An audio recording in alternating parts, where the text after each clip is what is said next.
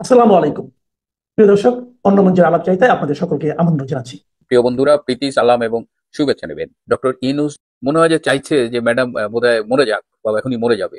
এদিকে গতকাল মানে বাংলাদেশের ইতিহাসে এটা খুব রেয়ার ঘটনা যে একই দিনে ক্যাবিনেট মিটিং বা উপদেষ্টা পরিষদের সভা আবার একই ওই দিনেই একনেকের মিটিং। তো গতকাল দুটো মিটিংই হয়েছে, দুটো মিটিংয়েই ডক্টর ইউনূস বেশ দীর্ঘ বক্তব্য রেখেছেন এবং উপদেষ্টা পরিষদের মিটিংয়ে তিনি বলেছেন যে এখন আর অন্য কিছু ভাবনার সুযোগ নাই, এখন একটাই ভাবনা, ওনার সুস্থতা, ওনার সুস্থতা, ওনার সুস্থতা। ৩ বার বলেছেন। তার মানে ডক্টর ইউনূসকে এখন এই খালেদা জিয়ার এই অসুস্থতার মুহূর্তে বেশ নির্ভার মনে হচ্ছে এবং অন্য কিছু ভাববার সুযোগ নাই মানে কি? এই ডিসেম্বরে তো ফেব্রুয়ারি নির্বাচনের তফসিল ঘোষণা করার কথা। আমরা কি তাহলে অন্য কিছু ভাববার সুযোগ নাই বলে নির্বাচনী ভাবনা থেকে সরে যাব? এদিকে বিএনপির চাপের মুখে এবং অনেকটা বিএনপির সহানুভূতি অর্জনেরও একটা মানে এক ঢিলে দুই পাখি মারার মতো ব্যাপার। ডক্টর ইউনূস তার উপদেষ্টা পরিষদ হঠাৎ করে বেগম খালেদা জিয়াকে ভেরি ভেরি ইম্পর্টেন্ট পার্সনের স্ট্যাটাস দিয়ে তার জন্য এসএসএফ নিয়োগ করেছে। এই এসএসএফ কেন নিয়োগ করা হলো এটা নিয়েও অনেক আলোচনা সমালোচনা চলছে। ভিডিও ক্লিপে দেখলাম যে এবার কেয়ার হাসপাতালের সামনে ব্যারিকেড বসানো হচ্ছে, সম্ভবত ভিড় এড়ানোর জন্য, অথবা যদি কোনো কিছু ঘটে যায় তাহলে যাতে কর্মী নেতাদের একটা হ্রাস নিয়ন্ত্রণ করা যায়, এটাও হতে পারে। দুটো ইন্টারেস্টিং খবর দিই। একটা হলো যে যারা মনে করছেন বেগম খালেদা জিয়া বোধহয় মারা গেছেন, তাকে রাখা হয়েছে, অনেকে এটা নিয়ে কথা বলছেন এবং আমাকে অনেকে জিজ্ঞেস করছেন, তাদের অবগতির জন্য জানাচ্ছি যে গতকাল রাত থেকে বেগম খালেদা জিয়ার অবস্থার সামান্য উন্নতি হয়েছে। তিনি যে অক্সিজেন নিচ্ছিলেন 50%, সেটা কমে 35%-এ নেমেছে। যে ওষুধটা দিয়ে তার হার্টের ফাংশন কন্ট্রোল করা হচ্ছিল, সে ওষুধের মাত্রা অনেক কমানো হয়েছে। এখন মূল চ্যালেঞ্জটা হয়েছে যে তার যে ইনফেকশনটা হয়েছে, যে ইনফেকশনের সাইড ইফেক্টস এর কারণে আরো সমস্যা হচ্ছে, সেই ইনফেকশনটা জন্য তো ট্রিটমেন্ট চলছে, অ্যান্টিবায়োটিক দেওয়া হচ্ছে। এখন অ্যান্টিবায়োটিকটা আসলে কাজ করবে কিনা, যদি অ্যান্টিবায়োটিক কাজ করে তাহলে হয়তো তিনি সুস্থ হয়ে উঠতে পারেন, যদিও এখন কোনো কিছুই বলা যাচ্ছে না, বাট এটা একটা বিষয়। আরেকটা বিষয় হলো, আপনারা খেয়াল করেছেন যে ভারতের প্রধানমন্ত্রী নরেন্দ্র মোদী তার এক্স হ্যান্ডেলে টুইট করেছেন এবং তিনি খালেদা জিয়ার দ্রুত আরোগ্য কামনা করেছেন এবং তিনি আরো বলেছেন যে প্রয়োজন হলে ভারত তার সাধ্যমতো যে কোনো সহায়তা করতে রাজি। এই টুইটটা দেখে বিএনপি শিবিরে একেবারে আনন্দের বন্যা বয়ে গেছে। এটা আমার কাছে খুবই ইন্টারেস্টিং মনে হচ্ছে। যে দলটা উঠতে বসতে শুইতে ঘুমাইতে দাঁড়াইতে ভারতকে গালাগালি করে, যাদের রাজনীতিই হলো ভারত বিরোধিতা, সেই দল ভারতের প্রধানমন্ত্রীর এক্স হ্যান্ডেলের একটা টুইট দেখা মানে সারা দেশে আনন্দের বন্যা বয়ে গেছে। এবং সাতক্ষীরায় গতকাল মিছিল হয়েছে, তোমার ভাই আমার ভাই, মোদি ভাই মোদি ভাই। মানে এই কি ধরনের বন্ডামি? বাংলাদেশে আপনি যদি স্মুথলি সরকার চালাতে চান তাহলে আপনার সবচেয়ে বড় প্রতিবেশী ভারত। কিন্তু আপনি একদিকে গোপনে তার অনুগ্রহ চাইবেন, তার সামান্য অনুগ্রহ পাওয়ার জন্য দিল্লি ছুটে যাবেন, তার পায়ের কাছে বসে থাকবেন, আবার তার বিরোধিতা করে আপনি রাজনীতিটা করবেন। এই ভণ্ডামিটা কিন্তু মানে জামাতেরও আছে, বিএনপিরও আছে। জামাত একদিকে এই ভারত আক্রমণ করবে, হাঁটায় ফেলবে, আবার ভারতের একটু সামান্য অনুগ্রহ পাওয়ার জন্য এমন কিছু নাই যা তারা করতে রাজি না। তাহলে এই এই হলো আমাদের দেশের ভারত বিরোধী রাজনৈতিক দলের অবস্থান। তোমার ভাই আমার ভাই। অবৈধ ইউনূস সরকারের একের পর এক অবৈধ অর্ডিন্যান্সে যেভাবে রাষ্ট্রপতি চুপ্পু বিনা প্রশ্নে তার সই দিচ্ছেন, তাতে একটা প্রশ্ন স্বাভাবিকভাবে উঠছে যে রাষ্ট্রপতি চুপ্পু আসলে কার লোক? তিনিও কি ভেতরে ভেতরে সেনাপ্রধান ওয়াকার উজ্জামানের মতো ছদ্মবেশী জামাতি, নাকি বন্দি সম্রাট শাহজাহানের মতো নখদন্তহীন লাচার একজন মানুষ?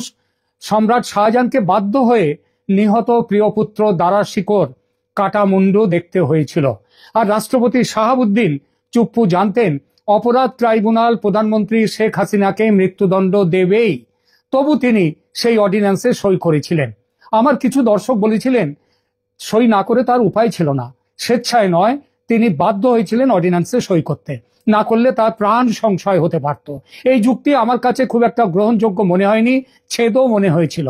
এই ছেদও মনে হওয়ার কারণ, রাষ্ট্রপতিকে মেরে ফেললে ইউনূস সরকারের কোনো লাভ নেই, বরং ক্ষতি। দেখুন, যারা ওই অপহরণ করে না, অপহরণ করে যাকে জিম্মি করে রাখে, রেখে টাকার ডিমান্ড করে, মুক্তিপণ চায়, তাকে কাজ শেষ হওয়ার আগে কখনো মেরে ফেলে না, মারে কাজ শেষ হওয়ার শেষে।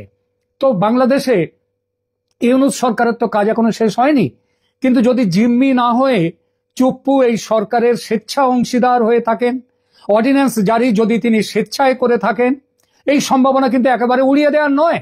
বিশেষ করে রাষ্ট্রপতির সঙ্গে প্রধানমন্ত্রী শেখ হাসিনার সম্পর্কে শেষ দিকে তিক্ততা এসে গিয়েছিল বলে নির্ভরযোগ্য সূত্রে থেকে খবর আমি পেয়েছি।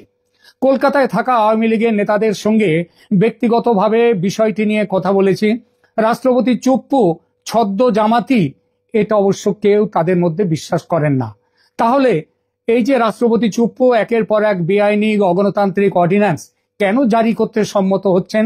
যদি তিনি বলতেন সই করব না, তাহলে কে কি করতে পারতো? তাকে মেরে ফেলতো?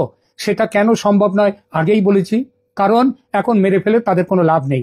শারীরিক অত্যাচার করতে পারতো সামান্য, কিন্তু মেরে ফেলতো না। অপমান করতে পারতো, সেটা তো করছেই। সত্যি পরিস্থিতি কি সেটা কেউ নিশ্চিত জানে না। আর এখানেই নতুন এক সম্ভাবনার কথা উঠেছে। এই নতুন সম্ভাবনা এসেছে ভারতের প্রশাসনের সর্বোচ্চ স্তরেও।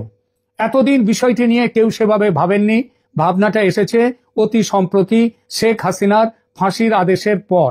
এই সন্দেহের জন্ম হয়েছে যে রাষ্ট্রপতি শাহাবুদ্দিন চুপ্পু কি আদৌ বেশ কিছু অর্ডিন্যান্স, বিশেষ করে আন্তর্জাতিক অপরাধ ট্রাইব্যুনালের সংশোধনী অর্ডিন্যান্সে তিনি নিজস্ব তার সই ছাড়াই তার নামে জালিয়াতি করে এই অর্ডিন্যান্স গেজেটে প্রকাশিত হয়েছে। দেখুন, বাংলাদেশ সংবিধানের 93 অনুচ্ছেদ অনুযায়ী জাতীয় সংসদের অধিবেশন না থাকলে এবং জরুরি পরিস্থিতিতে রাষ্ট্রপতি অর্ডিন্যান্স জারি করতে পারেন, কিন্তু সেটা অধিবেশন না থাকলে, যখন সংসদই নেই, তখন রাষ্ট্রপতি কোনো অর্ডিন্যান্স জারি করার কোনো ক্ষমতা নেই। তবে অর্ডিন্যান্সে যখনই করুন না কেন, অর্ডিন্যান্সের নিয়ম হচ্ছে অর্ডিন্যান্সে রাষ্ট্রপতির স্বাক্ষর বা সরকারি সিল সেখানে থাকতেই হবে, এবং এটি মূলত কার্যনির্বাহী ক্ষমতার মানে প্রধানমন্ত্রীর বা প্রধান উপদেষ্টার ক্ষমতার অংশ হলেও এটির বৈধতা নির্ভর করে রাষ্ট্রপতির অনুমোদনের উপর। তাহলে এই জালিয়াতির প্রসঙ্গটা কিভাবে এলো? বিভিন্ন সূত্র থেকে রিপোর্ট এসেছে ভারত সরকারের কাছে যে বেশ কিছু অর্ডিন্যান্সে রাষ্ট্রপতির স্বাক্ষর ছিল না, বা সেগুলোর স্বাক্ষর জালিয়াতি করে যুক্ত করা হয়েছে, করে গেজেট প্রকাশিত হয়েছে। সন্দেহ হওয়ার আরো যুক্তিগ্রাহ্য কারণ রয়েছে। প্রথমত, দেশে আগেই যেটা বলেছি, যখন সংসদ ভেঙে দেওয়া হয়েছে, সংসদ বলে কিছু নেই, এই পরিস্থিতিতে রাষ্ট্রপতি কোনো অর্ডিন্যান্স জারি করতে পারেন না, কারণ জারি হওয়া অর্ডিন্যান্স সংসদে পাশ করাতে হয়, যেটা এখন সম্ভব নয়। দ্বিতীয়ত, ৭১-এর যুদ্ধ অপরাধীদের বিচারের জন্য গঠিত ট্রাইব্যুনালকে যেভাবে সংশোধন করা হয়েছে সেটা আন্তর্জাতিক ট্রাইব্যুনাল কানুনের বিরোধী।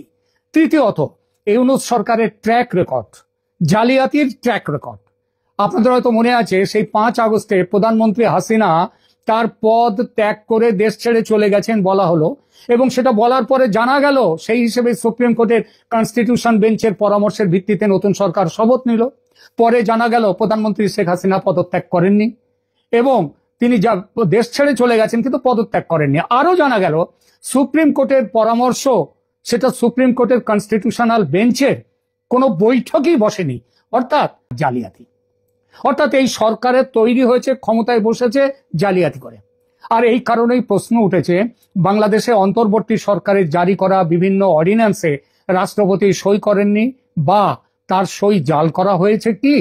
এই সরকারের পিছনের শক্তি মানে জামাতি শক্তি, ওই আল কায়দা শক্তি, আইএস এর শক্তি, এরা যেভাবে শেখ হাসিনা পদত্যাগ না করলেও তার পদত্যাগের মিথ্যা খবর প্রচার করে এবং সুপ্রিম কোর্টের জাল পরামর্শ যেভাবে জোগাড় করে সরকার শপথ নিয়েছিল, সেই একই পদ্ধতিতে জালিয়াতির মাধ্যমে ট্রাইব্যুনালের সংশোধনী অর্ডিন্যান্স জারি হয়ে থাকলে খুব কি অবাক হওয়ার মতো কথা? আদৌ অবাক হওয়ার মতো কথা নয়।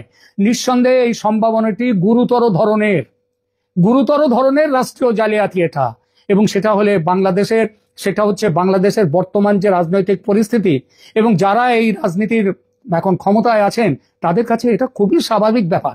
এই ব্যাপারে আজ এই মুহূর্তে কোনো প্রমাণ পাওয়া অসম্ভব, কারণ শান্তির নোবেলজয়ী ইউনূস আইন কানুনকে মেঘনা যমুনার জলে ভাসিয়ে তার রাজত্ব চালাচ্ছেন।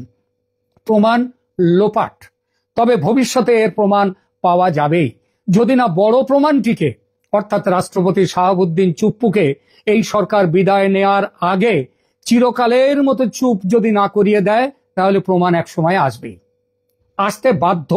নয়াদিল্লির নির্ভরযোগ্য সূত্র থেকে জানা যাচ্ছে, শেখ হাসিনার পদত্যাগপত্র, সুপ্রিম কোর্টের পরামর্শ জালিয়াতি করে এই সরকারের ক্ষমতা দখলের সঙ্গে এবার অর্ডিন্যান্স জালিয়াতির বিষয়টি যোগ করে বড়সড় একটি ডসিয়ার আমেরিকার হাতে তুলে দিয়েছে ভারত সরকার। আর এর পরিণামে নোবেলজয়ী ডক্টর মোহাম্মদ ইউনূসের এই 86 না 87 বছর বয়স তার, এই বয়সের যে প্রতিষ্ঠা তিনি অর্জন করেছেন পৃথিবীব্যাপী, সেই প্রতিষ্ঠা তাসের ঘরের মতো ভেঙে পড়তে বাধ্য। শুধু তাই নয়, বেঁচে থাকলে আগামী দিনগুলো তাকে যে ভয়ঙ্কর জালিয়াতির দায়েও অন্ধ কারাগারে কাটাতে হবে সেটাও নিশ্চিত। এই জন্যেই বাংলায় একটা প্রবাদ আছে, অতিবার বেরো না, ঝড়ে ভেঙে পড়বে। কারণ ক্রাইম ডাজ নট পে, পাপ বাপকেও ছাড়ে না। ইউনূস এবং তার সঙ্গীরা কথাটা মনে রাখবেন। আজকে বাংলাদেশের প্রধান জাতীয় দৈনিক প্রথম আলো একটি সংবাদের শিরোনাম করেছে, যে শিরোনামটা হচ্ছে মাহফুজ সিদ্ধান্তহীন, আসিফের রাজনৈতিক ঠিকানা অনির্দিষ্ট। অর্থাৎ গত বছর 2024-এর জুলাই আগস্টে যে আন্দোলন হয়েছিল কোটা চাকরিতে, কোটার দাবিতে যে আন্দোলন, তো পরবর্তীতে যেটি সরকার পতন, দুই মুখ আসিফ মাহমুদ সজীব ভুইয়া এবং মাহফুজ আলম এবং একই সাথে নাহিদ ইসলাম, এই তিনজন ছাত্র প্রতিনিধি হিসেবে সরকারে যোগ দিয়েছিলেন। নাহিদ ইসলাম আগেই গত ফেব্রুয়ারিতেই পদত্যাগ করে আলাদা তারা একটি রাজনৈতিক দল গঠন করেছেন, জাতীয় নাগরিক পার্টি, যে পার্টি এখন ইতিমধ্যে নির্বাচন কমিশনে নিবন্ধন পেয়েছে, প্রতীক পেয়েছে নানা জল্পনা কল্পনার পর। আবার এদিকে নির্বাচন ঘনিয়ে আসছে, ফেব্রুয়ারির প্রথমার্ধে জাতীয় সংসদ নির্বাচন হবে, এটা সরকারের তরফ থেকে বলা হচ্ছে, কিন্তু আমরা বিশ্বাস করি না যে নির্বাচন হবে। এখন প্রশ্ন হচ্ছে যে এই ছাত্র প্রতিনিধি যারা ছিলেন সরকারে, একজন চলে গেছেন আগেই, কিন্তু দুজন এখনো পর্যন্ত আছেন। দুজনের একজন অবশ্য মাহফুজ আলমকে আমরা বহু পরে চিনলাম, যে মাহফুজ আলম নামের একজন ওই জুলাই আগস্টের ওই সময়ের আন্দোলনে ছিলেন, যখন সরকারের অংশ হলেন। প্রথমে সিনিয়র সচিব পদমর্যাদায় প্রধান উপদেষ্টার কার্যালয়ে সংযুক্ত হয়েছিলেন, পরবর্তীতে উপদেষ্টা হলেন, তখন একটু একটু করে চিনলাম। এবং মাহফুজ আলমকে ডক্টর ইউনূস নিউ ইয়র্কের জাতিসংঘের অধিবেশনে গিয়ে এক ফাঁকে এক অনুষ্ঠানে, ক্লিনটন ফাউন্ডেশনের অনুষ্ঠানে, যখন জুলাই আন্দোলনের মাস্টারমাইন্ড বলে পরিচয় করিয়ে দিলেন ক্লিনটনকে, তখন আমরা তাকে আরো ভালোভাবে চিনলাম। যাই হোক, এখন এই দুই ছাত্র উপদেষ্টা আছে, কিন্তু সরকারের তো শেষ পর্যায়ে অবস্থা দৃষ্টি